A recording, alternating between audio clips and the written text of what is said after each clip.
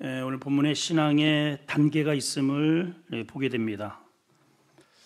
맹인이었던 초막절과 관련돼서 예수님은 빛으로 이 땅에 오셨는데 어둠에 갇혀 있는 사람들이 그 빛을 받아들일 생각도 없고 어둠 속에 갇혀 지내요. 형식화된 화려한 예식은 초막절의 행사는 지내지만은 예수님은 알아보지를 못합니다. 자, 그래서 주님이 말씀하시죠. 누구든지 목마르거든 다 내게로 와라. 초막절은 빛과 갈증에 관련된 문제가 있기 때문에 주님이 이제 그런 말씀을 하시고 이제 행사가 끝났습니다. 그럼에도 불구하고 성전에 들어가지 못해서 밖에서 서성했던 한 맹인을 어릴 때부터 태어나면서부터 날 때부터 맹인으로 있었던 한 사람을 이제 만나게 되죠. 그리고 이제 오늘은 그 사람이 예수님을 만난 이후에 신앙이 어떠한 과정을 통해서 성장해 가는지를 오늘 잘 보여주고 있습니다. 오늘 볼펜을 드시고 자, 몇 가지 한번 표시를 먼저 해놓고 말씀을 듣도록 하겠습니다. 15절에 그 사람이 중간에 언더라인 하시고 17절의 맨 끝에 선지자 언더라인 하시고 또 한 가지는 33절 하나님께로부터 오시지 않았다면, 이 말은 하나님으로부터 왔다 하는 것이죠. 그 다음에는 36절에 주여. 이러한 과정으로 오늘 말씀을 나누도록 하겠습니다. 자, 먼저 이 사람의 처음의 출발은 예수님에 대해서 이렇게 표현을 합니다. 이것은 이제 이 사람의 이야기를 듣고 하는 바리새인들의 말이죠. 15절 읽습니다. 시작. 그러므로 바리새인들도 그가 어떻게 보게 되었는지를 물으니 이르되 그 사람이 진흙을 내 눈에 바르매 내가 씻고 보나이다 했다는 거죠. 바리새인들도 그가 어떻게 보게 되었는지를 이제 물어보니까 그 사람이 대답하기를 뭐라고 대답해요? 예수님이 아니면 메시아가 또 구주께서 이렇게 안 하고 그 사람이 그러니까 지금 현재 맹인의 신앙의 상태는 철저한 자연인인 것을 보게 됩니다. 자, 이 대답이 이제 11절에 지난 시간에 우리가 살펴본 내용인데 11절에 그렇게 표현하고 있죠. 11절 보실까요? 시작. 대답하되 예수라 하는 그 사람이 진흙을 내 눈에 바르고 실로암 가서 씻으라고 했다. 실로암이 무엇을 상징한다고 했습니까? 자, 질문합니다. 실로암이 무엇을 상징한다고요? 실로암. 자, 그러면 지난 시간 설교를 재탕합니다. 좀 대답 좀 해요. 강 권사님, 실로암이 어디라고요? 무엇을 상징한다고? 근데 왜 대답을 안 해요, 권사님? 대답하셨어요? 실로암은 보냄을 받았다라고 하는 뜻을 가졌다고 그러잖아요. 그렇죠? 예수님이 실로암으로 보내셨어요, 눈먼 자를. 근데 그 실로암이 무엇을 상징해요? 보냄을 받은 예수님을 상징합니다. 그러니까 주님께 가라는 뜻이에요. 나에게 오라는 그런 의미를 가집니다. 자, 우리가 눈이 멀었고 어둠 속에 갇혀 있는 자들이 우리가 환한 빛을 바라보고 빛의 세계로 우리가 나가기 위해서는 실로암 되시는 예수님께 가야 됩니다. 아멘이죠? 자, 그런데 이제 이 사람의 실로암이신 그 예수님이 예수라고 하는 이름은 그동안에 많이 이제 소문 들어서 이 당시에 매체가 있는 것도 아님에도 불구하고 예수님에 대한 이 이름은 이제 듣게 된 겁니다. 그래서 예수라 하는 바로 그 사람이 한 인간으로서 그렇게 인식을 하고 있는 것이죠. 자연인입니다. 교회를 나와도 예수님이 누구인지를 정확하게 모르면 이러한 모습으로 그냥 있는 거예요. 주님과 영적인 교감이 전혀 없는 상태입니다. 죄사함이나 천국에 대한 소망이나 이런 거에는 전혀 관심이 없어요. 그냥 그런 것이죠. 그리고 또 이제 사람들이 물어봅니다. 그가 어디 있느냐? 12절에 보면 물어보죠. 그가 어디 있느냐? 뭐라고 대답합니까? 알지 못합니다. 자, 한번 생각을 해보세요. 지금 나면서부터 이게 맹인이 되어서 앞을 못 보고 살았습니다. 근데 한 사람을 만나서 이분이 지금 누군지를 몰라요. 그래서 눈이 뜨게 되었습니다. 예, 거기 한번 가봐라. 그러면 눈을 뜬 다음에 여러분, 이분이 정말 메시아고 하나님의 아들인 것을 알았다면 그분께 가야죠. 찾아야죠. 예, 사람들을 수소문해서 그분이 어디 계시냐고. 근데 관심이 없어요. 눈 뜬 그 자체에만 그냥 지금 덩덕궁하고 있는 것이죠. 성경에도 누가복음도 그렇고 복음서에 10명의 문둥병자가 주님으로부터 고침을 받은 그러한 사건이 기록이 되어 있습니다. 근데 치료를 받고 주님께 돌아와서 예수님께 감사하며 하나님께 영광 돌렸던 사람은 몇 명? 한 명밖에 없어요. 자, 그러니까 교회를 다님으로 인해서 뭐 여러 가지 혜택을 볼 수 있습니다. 마음이 편안하고 장사도 잘 되고 우리 집안이 구순하고 교회 갔더니 잘 되네. 그냥 그 정도의 수준이지 그 주님과 깊은 영적인 교제라든가 천국과 관련된 그리고 영적인 이런 부분에는 아직은 다다르지 못한 그러한 상태에 있는 겁니다. 그러니까 신앙생활하면서 우리가 예수님을 자꾸만 놓쳐요. 이 사람이 지금 그런 상태죠. 그가 어디 있느냐 모르겠는데요. 주님이 한번 여러분들에게 가끔씩 질문하실 때가 있어요. 너 예수님 지금 어디 두고 있느냐? 글쎄요. 어디 계신지 잘 모르겠는데요. 먹고 사는데 정신이 팔리고 산업 또 우리 생활하는데 정신이 놓여서 이 신앙생활이 내가 지금 어디에 와 있는지 놓치고 살 때가 있단 말이죠. 우리 주님을 놓치면 안 됩니다. 그분으로부터 시선을 늘 고정을 하고 늘 동행하셔야 됩니다. 자연인은 그럴 수 있습니다. 자, 두 번째 단계입니다. 두 번째 단계는 선지자로 인식을 하고 있는 단계입니다. 자, 17절을 보겠습니다. 시작. 이에 맹인되었던 자에게 다시 묻되 그 사람이 내 눈을 뜨게 하였으니 너는 그를 어떠한 사람이라고 하느냐? 여전히 그러니까 지금 바리새인들이나 유대인들은 신앙적인 그러한 종교성은 굉장히 많이 가지고 있지만은 그냥 자연인이에요. 예수님과 아무런 상관이 없는 것입니다. 그러니까 종교인이에요. 근데 이 사람이 한 단계, 아까는 그 사람이 그러더니 이번에는 뭔가를 생각을 하는 겁니다. 왜냐? 이 사람들이 이런 말을 하는 거예요. 16절에 보니까 바리새인들도 15절부터 보면은 어떻게 눈을 뜨게 되었는지 이거를 자기가 생각을 이렇게 얼떨결에 지금 가서 이렇게 어떤 사람을 만나가지고 실로암에 가서 진흙을 이겨가지고 이렇게 발라준 거를 씻었더니 눈이 뜨게 된 거죠. 그냥 눈이 뜨기 얼마나 이게 신비롭겠어요. 이야, 세상이 보인다. 야, 나무가 보이고, 야, 새로운 세상이 보이네. 지금 흥분의 도박 아닙니다. 잊어버렸어요. 그분에 대한 생각이 내 앞에 펼쳐지는 이 새로운 세상에 대해서 너무 흥분하다 보니까 그 존재를 잃어버린 거죠. 그러면 바리새인들이 물어보는 거예요. 이 날이 하필이면 안식일이네요. 여기 사실은 이런 관점으로 설교를 좀 하려고 하다가 오늘은 신학의 단계에 관련되어서 조금 각도를 좀 달리하겠는데 14절에 오면 눈을 뜨게 하신 날이 안식일이다. 이 말이 그냥 들어간 게 아닙니다. 문제가 다분히 있다 이런 뜻이죠. 사람들은요, 사람이 생명이 살려지고 한 사람이 거듭나고 주님을 만나서 지금 난리가 났는데 그런 거에는 별로 관심 없고 제도에 관심이 있어요.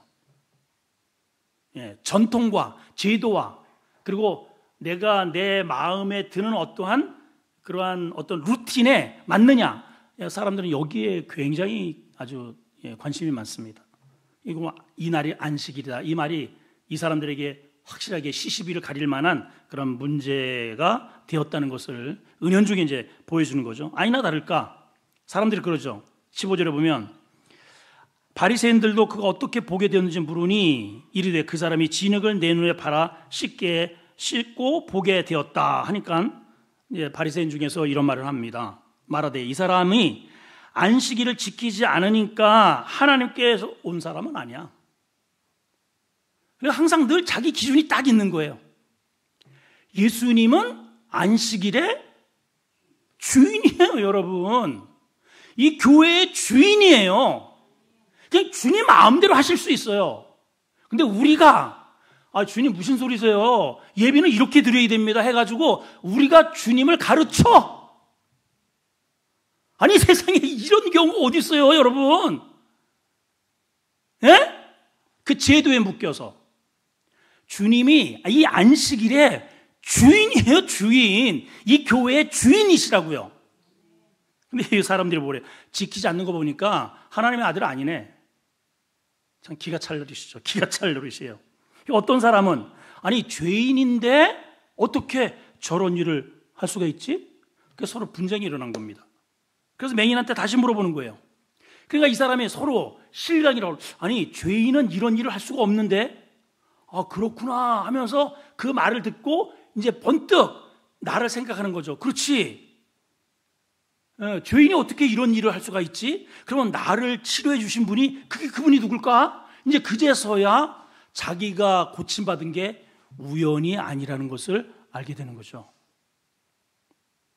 여러분, 우리의 믿음이 전부 다 처음에는 얼떨결에 우연히 저도 되겠지.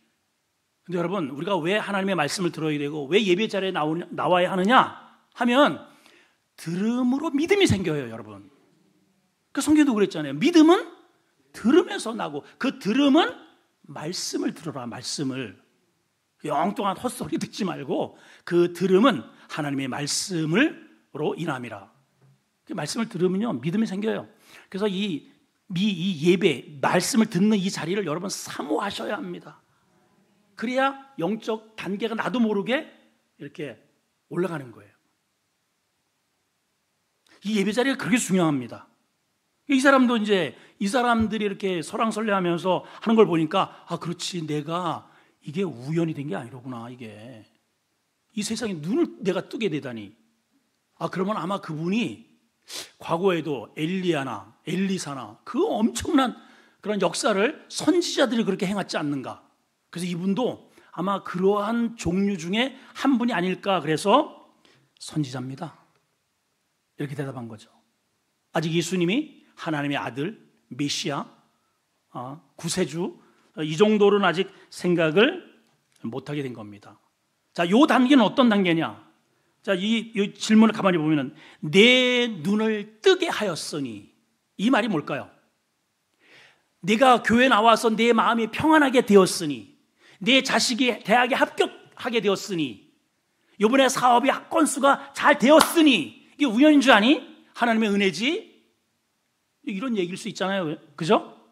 그러니까 하나님이 계신지 안 계신지, 또 저분이 능력이 있는지 없는지를 무엇으로 검증을 하고자 하느냐 하면은 잠깐만 우리의 이러한 막힌 이런 문제가 뚫어질 때에 뭔가 교회가 뭔가 있나 보다 하는 정도의 관심 단계가 이루어지고 있는 거예요. 사람들이 처음에는 자연히 이렇게 멋모르고 왔다가 이상하게 교회를 다니면서부터 마음에 뭔가 편안이 오고, 그러면 아이가 좀 전에 막 짜증 부리고 막 그냥 난리를 치더니 좀 온순해진 것 같기도 하고, 그런 걸로 자꾸만 이제 연결을 시키려고 하는 거예요. 여러분, 그럴 때가 있었죠? 다 있어요, 여러분. 여러분, 가만히 여러분 과거를 한번 보세요. 저도 심지어는 어느 때가 이럴 때가 있었어요. 제가 이제 초등학교 때에는 배구 선수를 좀 한 4학년, 5학년 이렇게 6학년 배구 선수를 초등학교 때 조금 이제 했다가 이제 더 이상 키가 안 자라가지고 쇼다리라 그만둬 버렸습니다. 운동을 좋아하고 경기를 이제 우리 팀하고 저쪽 팀하고 이제 또 뭐 한국하고 뭐 어느 특히 일본하고 이제 경기를 하잖아요. 그러면 제가 어떤 기도를 하냐면은, 하나님 역사하옵소서, 아버지 한 골 이번에 반드시 주여, 아버지 골 이러면 그 이제 하나님 살아계신 거예요. 진짜로 그런 기도 많이 했습니다. 아버지 이번에 해가지고 공격, 아버지 주여 살아계시군요. 이랬다니까 내가. 여러분 그런 적 있었어요? 솔직히 얘기해봐요. 있었어요 없었어요? 있어요. 그냥 그런 것으로 하나님이 계신지 안 계신지를 잠깐만 평가를 하려고 그래. 근데 하나님은 그런 거를 하신다고 해서 계시고 안 한다고 해서 안 계시고, 그냥 말 그대로 유치원 수준인 거죠. 유치원 수준. 예, 지금 이 사람이 그 수준에 이른 거예요. 선지자 같은데요, 그 사람? 신통해요. 교회 다녔더니 뭔가 좀 짜릿한 게 있네요. 근데 이제 문제는 뭐예요? 그 짜릿함이 없으면 돌아서는 거죠. 미련 없이.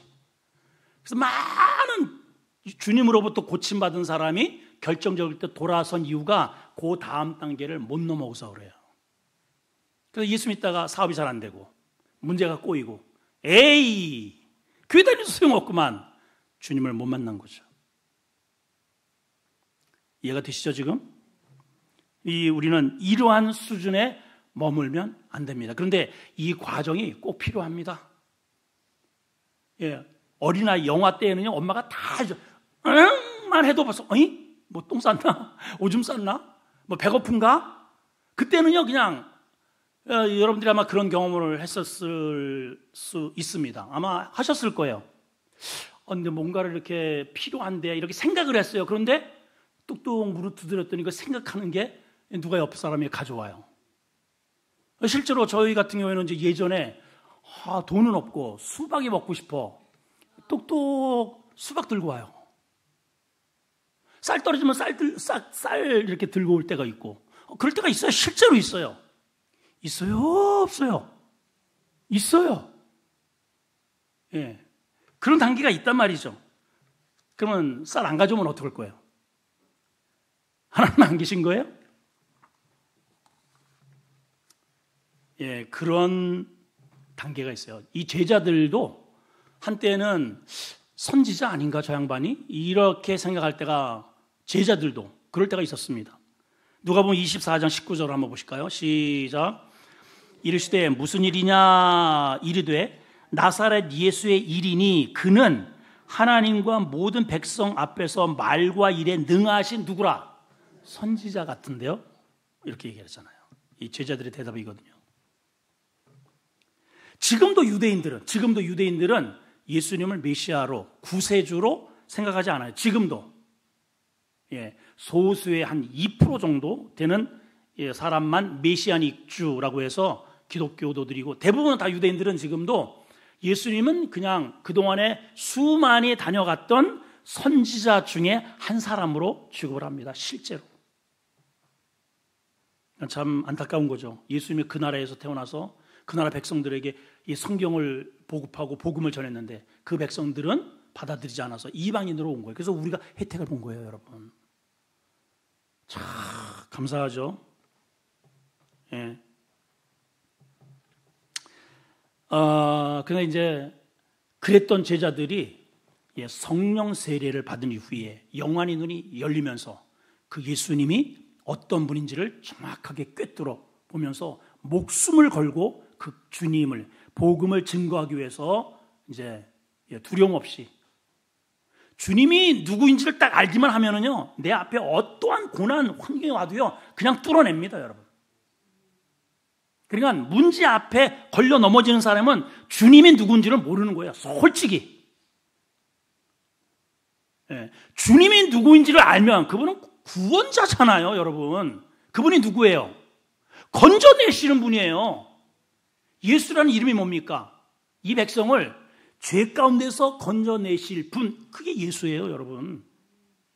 그분과 내가 영적 관계고, 그분이 나의 구주시고 하나님의 자녀로 딱 연결이 되어 있으면 무슨 걱정입니까, 여러분? 이게 자꾸만 흔들리니까 항상 신앙생활하면서 에이 그만둬, 이런 얘기를 쉽게 하는 것입니다. 자, 제자들이 그 위에 어떻게 변했는지 한번 봅시다. 사도행전 3장 18절 19절 시작. 그러나 하나님이 모든 선지자의 입을 통하여 자기의 그리스도께서 고난받으실 일을 미리 알게 하신 것을 이와 같이 이루셨느니라. 그러므로 너희가 뭐하라? 회개하고 돌이켜 너희 죄 없이함을 받으라. 이같이 하면 새롭게 되는 날이 주 앞으로부터 올 것이다. 이게 예수 믿는 사람의, 변화된 사람의 모습이라는 거죠. 자기의 그리스도께서 고난당하시고 이와 같이 구원을 이루셨다. 그러니까 너희가 회개하고, 이 중요한 건 이겁니다. 회개하고 구원받아라. 여기고 나가야 돼요. 회개는 내가 죄인인 것을 알아야 회개하는 겁니다, 여러분. 그래야 그분 앞에 무릎을 꿇는 거예요. 아, 내가 잘못한 게 뭐 있어? 아, 이만큼 열심히 사는 사람인데 내가 뭘 잘못했어?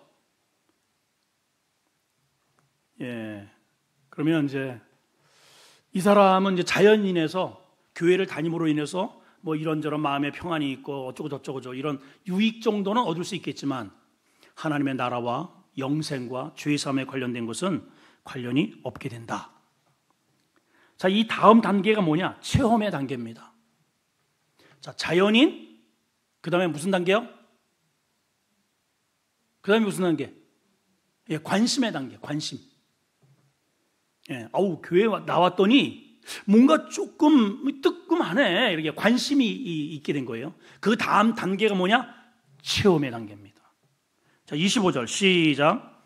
대답하되 그가 죄인인지 아닌지는 내가 알지 못하지만 분명히 내가 한 가지 아는 게 있는데 뭐예요?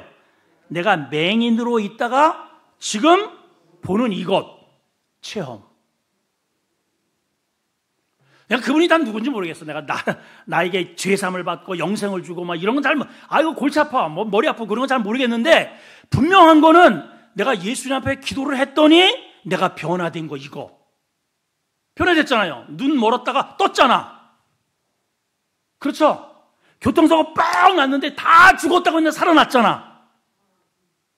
그런 경험 있잖아요, 여러분. 진짜 저도 죽을 고비 진짜 정말 많이 넘겼습니다. 뭐 여러분들 다 소개한 내용이지만 정말 끔찍끔찍한 일이 여러 차례 있어요. 이따시만한 그냥 그 나무 욕심은 많아가지고 군대 가기 전에 그냥 이거 비는 거예요. 슥슥슥 해가지고 다 쓸었는데 안 넘어가. 넘어가야 되는데 그래가지고 누워가지고 이거를 일렁일렁 발로다가 이제 누워가지고 일렁일렁 이러는 거예요. 위에가 왔다리 갔다리 끼기기 해가지고 이렇게 넘어가더라고. 그래서 이제 물끄러미 이렇게 쳐다보는 거죠. 이렇게 넘어가니까. 그러면 이제 쿵 쓰러져야 되는데, 이야, 이런 나무, 참나무가 말이죠. 이렇게 넘어가다가 그 밑에 요만한 나무가 있는 걸 내가 몰랐어요. 거기에 떡 걸치면서 밑에 그 기둥이 확 올라가면서 요 코를 스치고 요렇게 지나갔어요. 요렇게. 그러니까 1cm만 요 뼈에 걸렸으면 이거 그냥 머리 날아가는 거예요. 나 죽는 줄 알았어. 그때. 진짜. 정말 죽음과 이 생과 사가요. 성경에 보면 반걸음이야, 반걸음. 한 걸음도 아니에요. 반걸음이에요. 하나님의 은혜로 삽니다. 또 늦게 출근하는 바람에 하시동 얘기 제가 여러 차례 말씀드렸죠. 오토바이 타고 저기 시내에서 늦잠 자고 보니까는 늦었어요. 그래서 정문으로 못 들어가고 후문으로 이제 웽웽웽웽 해가지고 논두렁길을 그냥 막 가는데 이제 이렇게 쫙 굴곡길이 이렇게 이제 제가 알죠, 그 길을 쫙 이렇게 굴곡길이 지나는데 이걸 속도를 이제 평소 같으면 줄여야 되는데 이 시간에 뭐 차가 올까 이거 하고 줄여야 되는데 하고 이게 교차가 되는 거야 내 마음속에. 근데 이 시간에 차가 올까 한 가지는 줄여야 되는데 근데 시간은 없고 이제 그냥 가지 뭐 해가지고 그 위 이거를 그냥 위 해가지고 이미 그 딱 차 한 대 겨우 지나가는 그 도로거든요. 그거야 차 한 대 겨우 이렇게 만약에 이제 서로 교차를 하려면은 서로 섰다가 겨우 이렇게 해가지고 끝자락으로 해가지고 이렇게 지나가야 돼요. 근데 제가 이미 오토바이가 중앙을 타고 있었어요, 제가. 근데 앞에 갑자기 택시가 확 나타난 겁니다. 나도 모르게 쥐쥐쥐쥐! 그런데 윙 하고 옆으로 지나가네. 나 그때 또 죽었어. 진짜 나 오죽하면 그 퇴근해가지고 일부러 내가 오토바이를 거기다 세워놓고 그걸 재봤다니까요. 하나님이 이런 것 같아. 이렇게 제가 쫙 그 순간에 하는 순간 이 자동차를 이렇게 했다가 지나간 것 같아요. 진짜 그거 아니면 답이 없어요. 진짜 그거 정말 진짜 신기합니다. 정말 지나갈 수가 없거든요. 정말 이미 내가 중앙에 있었다니까. 참 믿지를 않는구나. 사는 게 기적입니다. 사는 게 기적. 여러분들 다 사는 게 기적이에요. 진짜로. 감사하면서 삽시다. 진짜 감사하면서 사는 거죠. 그냥 맹인이 지금 다른 건 모르겠고 내가 맹인으로 있다가 지금 보는 거 이거는 확실합니다. 아까도 말씀했지만 내가 다른 거 잘 모르겠고 구원이고 뭐 천국이고 지옥이고 난 잘 모르겠고 내가 교회 다녔더니 마음이 편안한 거 이건 확실합니다. 뭐 이런 이 수준이 이 체험 단계입니다. 예수를 믿고 체험을 하게 되면 체험을 가진 신앙은 그래도 이제 교회를 잘 떠나지 않아요. 체험이 있기 때문에. 근데 그 체험도 하나님의 말씀의 기초가 되지 않으면 결정적일 때 무너집니다. 그래서 끊임없이 신앙생활 하면서 어떤 신비주의, 체험 이런 것들을 끊임없이 뭔가 이렇게 추구하는 사람들은 위험해요. 그래서 여러분들이 늘 새벽마다 제가 이게 여러분들에게 외우게 하는데 어디 서야 된다고요? 말씀 위에 서야 돼요. 말씀 위에 서야 돼요. 그래야 흔들리지 않습니다. 잠깐만 체험적인 이런 것들을 의존하면 그런 것이 없으면 무너집니다. 그렇게 되어 있어요. 자, 네 번째 단계는 이제 하나님으로부터 오신 분이라는 신앙 고백을 하게 돼요. 자, 33절 시작. 이 사람이 하나님께로부터 오지 않았으면 아무 일도 할 수 없을 거다. 자, 이 말이 이제 어디서부터 진행이 되느냐면은 처음에는 이제 부모한테 물어보죠. 부모를 불러다가 이게 어떻게 된 거냐 그랬더니 부모의 믿음은 그거예요. 부모의 믿음. 여러분 이거 잘 들어보세요. 여러분들이 부모들이잖아요. 다 우리 부모. 이 아들이 예수라고 하는 그러한 분을 만나서 고침받은 것을 알아요. 압니다. 근데 이게 이제 바리새인들이 부모를 잡아다 놓고 네 아들을 도대체 어떻게 눈을 뜨게 된 거냐. 그러니까 부모가 뭐라고 했냐면은 예수님 만나서 그분이 뜨게 했습니다. 이렇게 대답을 해야 되는데 그렇게 대답을 안 해요. 아니 그 친구가 내 아들이 지금 다 컸는데 그에게 물어보지 왜 우리한테 장성하기니까 그 사람이 우리 아들이 얘기할 겁니다. 근데 이렇게 얘기한 것에 대해서 성경은 뭐라고 지금 여기다 사족을 달아놨느냐면은 이렇게 달아놨어요. 22절 시작. 그 부모가 이렇게 말한 것은 이미 유대인들이 누구든지 예수를 그리스도로 시인하면 뭐한다? 출교하기로 결의했기 때문에 출교당할 것을 겁내서 신앙 고백을 못한 거예요. 쉽게 얘기하면 직장에서 쫓겨날까봐, 불이익 당할까봐, 학교에 가가지고 나 예수 믿는다고. 전에 우리 코로나 사태 때 그런 일 실제로 있었잖아요. 교회 갔다 왔어? 아니요. 쫓겨납니다. 쫓겨나. 당신 예를 들어서 사장이 불교인데 예수 믿는 사람이 싫어해. 그럼 어떤 불이익을 당하면은 혹시 오 과장 교회 다닙니까? 아니요. 그리고 와서 아버지 죄송해요. 이게 지금 부모 신앙입니다. 여러분 같으면 지금 이런 상황이라면 어떻게 하시겠어요? 이거 실제 상황 아닙니까? 여러분 이 당시에 출교를 당한다는 것은 실질적으로 이제 이 사람이 나중에 출교를 당하죠. 이 맹인이 눈을 떴던 이 사람이 출교를 당합니다. 이게 34절에 나오는데 여러분 같으면은 내가 교회를 다니고 예수를 믿는다는 것 때문에 어떤 불이익을 받게 된다면 어떻게 하시겠냐는 거예요. 맹인의 부모의 믿음은 거기까지인 거죠. 사회가 더 중요하고 질서가 더 중요하고 현상 유지하는 게 더 중요한 거예요. 믿음보다는. 그래서 이제 두 번째 다시 이제 불러드린 겁니다. 너 도대체 어떻게 눈을 뜬 거야? 그러니까는 27절서부터 이제 이게 연결이 된 거예요. 아니 내가 이미 아까서부터도 얘기를 했는데 왜 자꾸만 나한테 얘기를 하려고 하느냐 물어봅니까? 하면서 이렇게 얘기하면 당신들도 그분의 제자가 되려고 합니까? 여러분 이 말은요 굉장히 좀 모욕적인 그러한 아주 비아냥거리는 얘기를 하는 거예요. 이미 쭉 대화를 지내가면서 이 사람이 예수님이 어떤 분인지를 확신을 갖고 있는 거예요. 부모는 이게 어떠한 율법과 이 사람들이 종교 지도자들이 무서워서 출교당할까봐 불이익을 당할까봐 거기에 함구를 하고 있는데 이 눈을 뜨임을 받은 이 당사자는 자기도 모르게 이런 일련의 과정을 통해서 믿음이 예수님 쪽으로 기울고 있어요. 그리고 지금 고백을 보세요. 당신들도 그의 제자가 되려 합니까? 그랬더니 이 바리새인들이 뭐라 그래요? 뭐야 이 쌍? 그랬다 그러냐요. 욕을 해요. 욕을. 뭐라가 임마? 자식이 이게 못하는 말이 없어 해놓고 우리는 모세의 제자야. 그러니까 이제 이 말을 받아서 이 사람이 더 자신 있게 얘기를 합니다.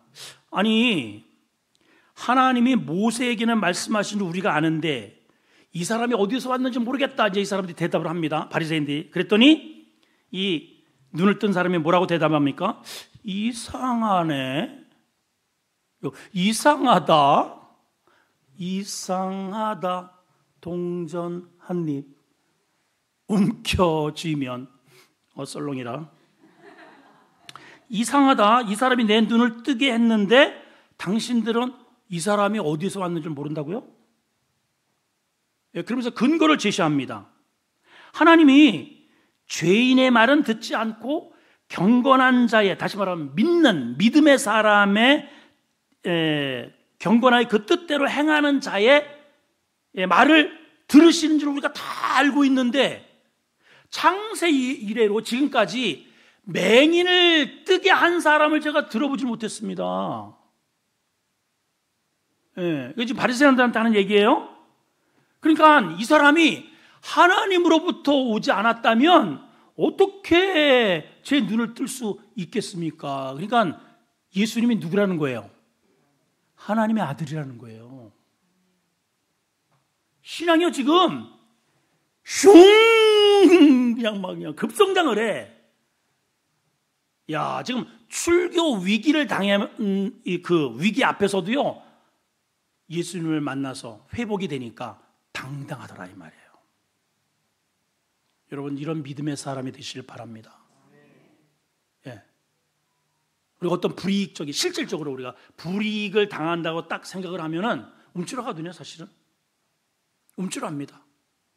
경제적으로나 어떤 승진 앞에 또 학교의 여러 가지 이런 메커니즘과 연결되어서 내 자녀가 불이익을 당한다. 뭐 이렇게 지금 부모들도 그러잖아요. 자기 아들이 지금 눈을 떴고 새 사람이 되었음에도 불구하고 여러분 이게 만약에 의술로 한다면 이거 얼마나 기가 막힌 일입니까? 완전히 새 사람이 되었는데 어렸을 때부터 이미 장님이 되어가지고 이렇게 태어난 그 정말 무시당하고 침뱉음을 당하고 사람 대접 못 받고 가난하고 굶주리고 늘 옆에서 누가 데리고 다녀야 되고 이런 아들이 눈을 떴잖아요. 예수님 때문에. 그럼에도 부모의 그 신앙은 여전히 그 제도, 불이익, 그 수준을 뛰어넘지 못해요. 근데 이 친구는 본인이잖아요. 그래서 믿음은 이렇게 한 치, 두 치 건너서 하지 말고 내가 체험해야 돼요. 내가 믿어야 돼요. 내가 경험해야 돼. 아멘이죠? 그래서 현장이 중요한 거예요. 현장이. 이렇게 건너서 이번 수요일 날 엄청나게 은혜 받았어. 들어봐. 이미 그 절반 삭감.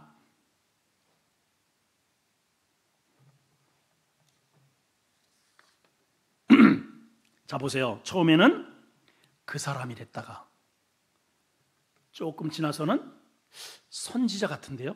그랬다가 지금은 하나님으로부터 오신 분. 이렇게 신앙이 계단을 밟고 있습니다. 여러분, 이 짧은 과정을 통해서도 믿음이 이렇게 쭉 올라가는데, 우리가 지금 몇 년이에요? 지금 예수 믿은 지가 지금 몇 년입니까, 여러분?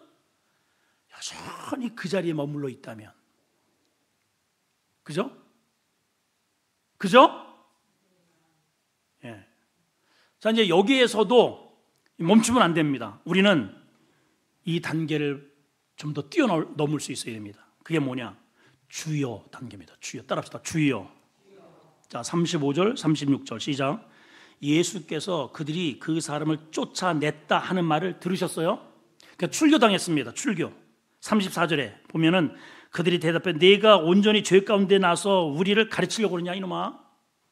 그러니까 한번 이렇게 딱 자기 아집에 이렇게 딱 잡혀 있는 사람은 무슨 얘기라도 안 들어요. 아, 참 이게 지금 불쌍한 거죠, 정말. 그죠? 네. 내 것을 내려놓을 수 있어야 됩니다. 정말이에요. 자기 비움. 내 안에 뭔가 들어있는 이것을 비워야 하나님의 새로운 영적 에너지가 오는 거예요. 여러분, 예배 드릴 때마다 과거를 싹 비우시고, 하나님 오늘도 새로운 은혜를 주세요 하는 그 빈 그릇에 채워주십니다. 아멘이죠. 근데 이들은 그동안에 들었던 율법의 그 꽉 차 있는 구습을 벗어버리질 못해요.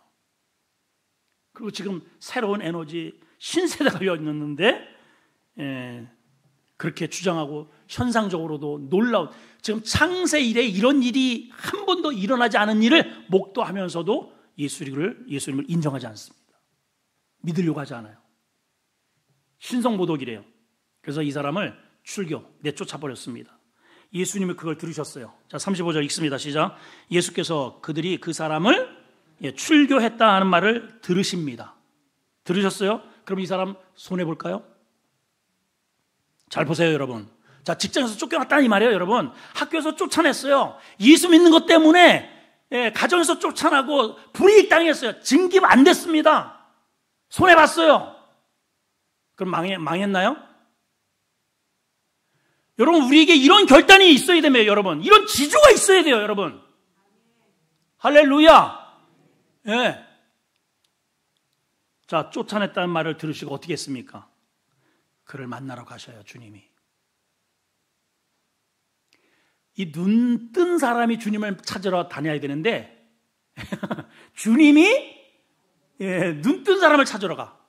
여러분, 이거 잘 들으셔야 됩니다. 오늘 하나님의 그 은혜를 추구하고 감사하고 점점점 믿음의 단계로서 주님을 알아가는 그런 영안이 열려있는 사람을 주님이 만나주시는 거예요. 여러분.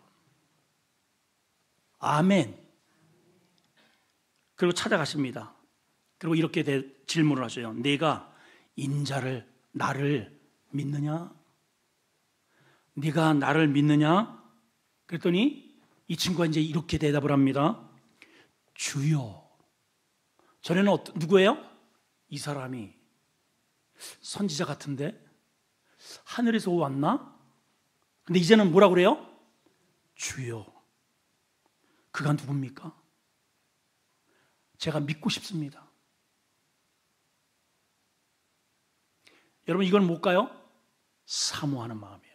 하나님은요, 사모하는 자에게 찾아가셔요. 사모하는 자에게 은혜를 주셔요, 여러분. 아니, 사모하지도 않는데 필요치도 않는 걸 왜 줍니까, 여러분? 잠언서에 이렇게 돼 있어요. 지혜를 모르는 자에게 지혜를 걸어주는 것은 돼지에다가 금 목걸이, 진주를 걸어준 것과 똑같다는 거예요. 그래서 진주를 돼지에게 던지지 말래요. 이 돼지 같은, 먹기는 좋아하지 뭘 알겠어, 돼지가. 죽음도 모르고 그냥 꿀꿀꿀꿀 대다가 도살장으로 가는 거예요, 돼지는. 그런 돼지한테, 미련한 돼지한테 진주 목걸이가 웬 말이냐는 거죠. 여러분, 진주와 같은 그런 이 복음은, 이 복음의 가치를 알고 사모하고 이것이 정말 나의 삶의 전부로구나, 그런 자에게 하나님이 안겨주셔요. 아멘이죠, 여러분. 그 예배를 사모하셔야 돼요. 사모하는 자에게 하늘 문이 열리는 겁니다. 사모하는 자에게. 기도를 사모하시고 예배를 사모하시고 하나님을 사모하시고 사모하세요. 사모하세요. 예, 오늘 본문에도 보세요. 내가 나를 믿고자 하느냐? 마지막 단계가 뭡니까? 믿음의 단계입니다. 따라합시다. 믿음의 단계. 이게 최고의 단계입니다. 자, 37절. 이제 이 사람 마지막 고백입니다. 시작. 예수께서 이르시되 내가 그를 보았구나. 지금 너와 말하는 자가 그니라. 아, 기가 막히죠? 예. 앞절에서 뭐라고 얘기합니까? 인자를 믿느냐 그랬더니 주여 그가 누굽니까? 내가 믿고자 하나이다. 너와 말하는 내가 그 사람이야. 이거 어서 많이 듣던 얘기죠? 사마리아 여인과의 대화 속에서도 주님, 그런 물이 있으면 내게 주십시오.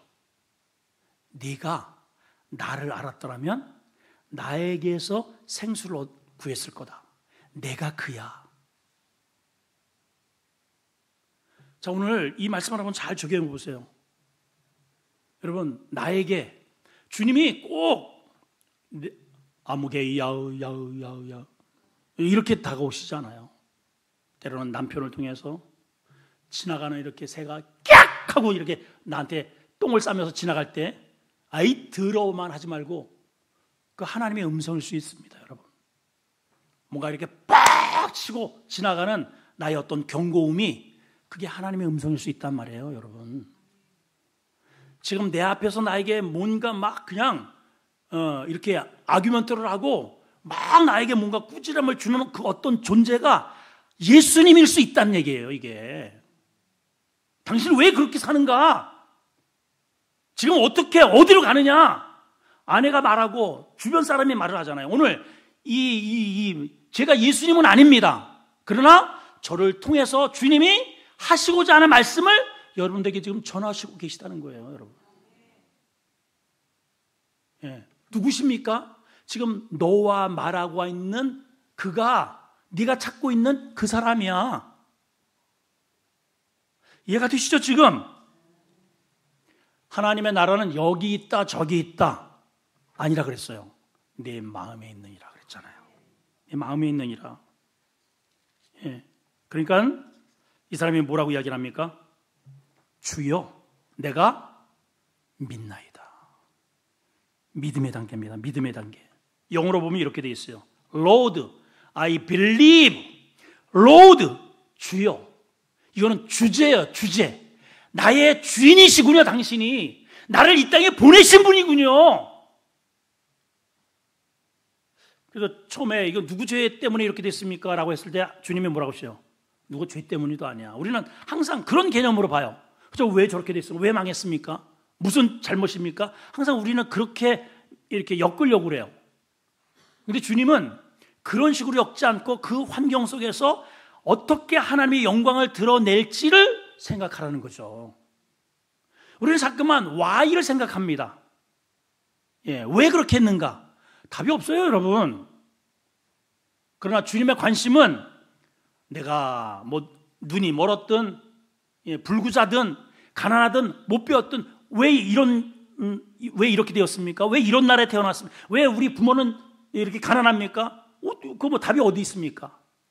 주님이 원하시는 것은 그런 환경 속에서 어떻게 하나님 앞에 감사하며 하나님의 은혜를 추구할 것인가에 관심을 두라는 거예요. 그런데 우리 인간은 그런 데에는 관심이 없어요. 원인을 자꾸만 규명하려고 그래요. 그래서 정죄를 하려고 합니다. 그게 바로 모세의 자리로 가려고 하는 거예요. 그게 마귀가 우리에게 타락시킨 이런 구조라는 것이죠. 예. 그래서 로드가 바로 그런 뜻입니다. 나의 주제시요. 나의 이 주제권인, 우리 이제 양육 시간 가운데 주제권이라는 게 나오거든요. 로드십. 이게 주제권이에요. 이게 바로 이 친구가 지금, 여러분 왜 이런 고백을 했냐면 로드로, 이게 이제 원어로 보게 되면은 큐리오라는 단어예요. 큐리오, 나의 주제시여. 그동안에 이 사람은 어떤 삶을 살았는가? 아까도 얘기했지만은 망가졌다고 생각을 한 거죠. 내 인생은 저주받았다. 완전히 뭐 내가 사는 의미가 없는 거죠. 아이들한테도 손가락질 당하고 놀림받고 애들이 앞에서 막 침뱉고 돌팔매질 해고 찾아봐라 해가지고 도망가도 뭐 어딘지를, 그러니까 암흑 속에 사는 거예요. 암흑 속에. 이게 바로 지금 초막절에 모여있는 모든 인생, 주님을 알아보지 못하는 모든 인생들을 대표하는 거예요, 여러분. 자기들은 나름대로 껄떡대고 뭐 도포짝으로 휘날리면서 뭐 그냥 화려하게 입고 떵떵거릴 줄 모르지만은 장님이라는 거예요. 장님. 이해가 되세요? 실로암으로 가라. 보냄을 받은 자에게 가요. 그분을 만나야 돼요. 보냄을 받은, 주님은 하나님으로부터 이 땅에 보내심을 받았어요. 누구에게? 눈먼 자에게 가서 뜨게 하라. 영적으로 눈 감긴 자를 뜨게 하도록 그런 사람을 보게 하신 거예요. 그러면 누구를 뜨게 하실까요? 사모하는 자입니다. 예, 앞이 보이지 않음에도 불구하고 사실은 이러한 불구자는 성전 안에 못 들어갑니다. 그럼에도 불구하고 이미 다 끝났어요. 돌아갈 판인데도 여전히 뭔가 그 정말 부스러기도 먹을 심정으로 이렇게 전전긍긍하며 사모하는 마음으로 서 있는 이 사람을 딱 만나셨잖아요, 주님이. 사모하는 자라니까요, 여러분. 사모하는 자. 목사님 실력 있으면 오늘 한번 은혜 좀 끼쳐보시오. 안 끼쳐. 못 받아요, 여러분. 하나님은 교만한 자는 물러거라.